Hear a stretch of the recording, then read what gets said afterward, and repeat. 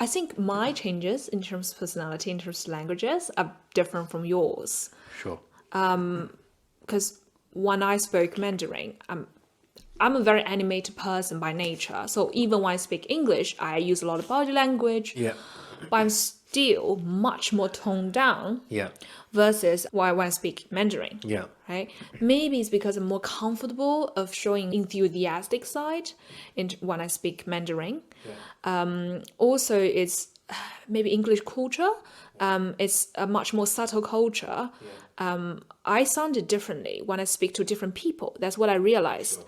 Even in English, right? When I spoke to a British person, my accent changed to British because it's actually subconscious. I basically adapt to the way they spoke so that we feel more aligned to each other. But when I spoke to American, I realized I have more American accent and I become more outspoken, a bit more like when I speak Mandarin. Okay. So I think it was this kind of adaptation that I didn't really realize working on the back of my head. On the facade, it was about adjusting your language. What is more important, it was adjusting my culture behavior. Yeah. So that I'm more in tune with whoever I'm talking to. So I did do the adaptations to be able to be in tune with my audience so that my opinion can come across. Okay. Interesting. So it's more like language is a reflection of the culture. Yeah. And through that language as a tool for us to display our emotions, our thoughts, our conveying whatever that's in our head to our audience. Yeah.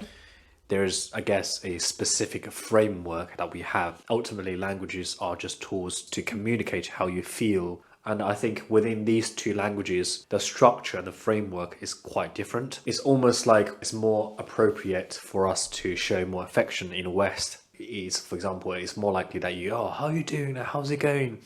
There's more intonation that's behind, whatever speech that you're making to someone, for example, a friend of yours.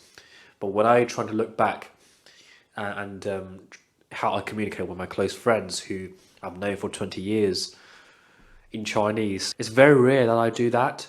I do, for example, apply the same sort of intonation in showing my care to them. Interesting. It's almost like I only would apply the same thing to my little nephew who's only about 5 years old. For example, like, 今天去哪里玩啦?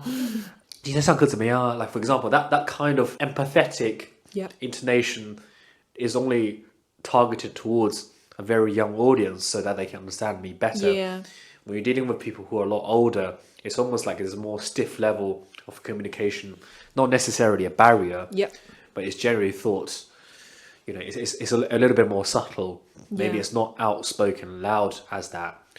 That also made me reflect about, how I almost never hug my father. Well, not just me, I guess. I don't know if you do the same.